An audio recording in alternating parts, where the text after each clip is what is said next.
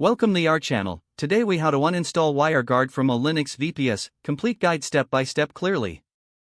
First, connect to your Linux VPS using SSH. Use an SSH client like PuTTY or the terminal on your computer. Enter the server's IP address and your credentials to log in. Once logged in, check if WireGuard is installed by running the command wg.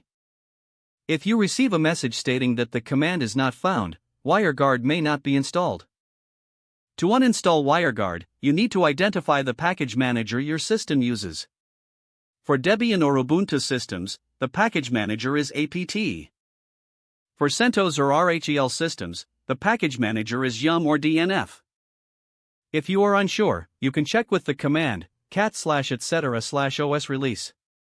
If you're using Debian or Ubuntu, remove WireGuard with the command sudo apt remove WireGuard.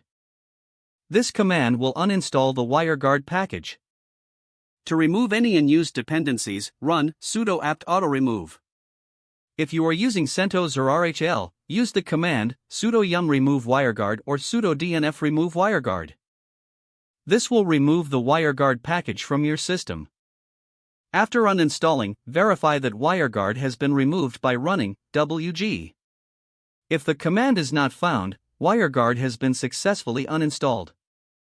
Next, check for any configuration files that might remain on your server.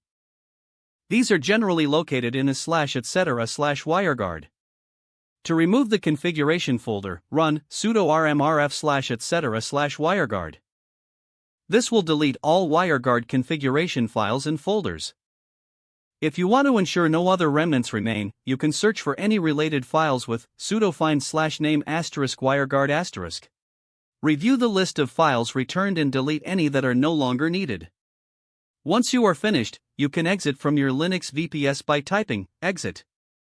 Your VPS is now free of WireGuard. Make sure to perform a final check to ensure everything has been properly cleaned up. If the page does not load, refresh the browser or try again in a private or incognito window. Make sure you are using the correct email address, then retype it carefully to avoid small typos. If your password is not accepted, use the reset option and create a new strong password you can remember. Don't forget to like this video and subscribe to our channel for more step-by-step tech guides.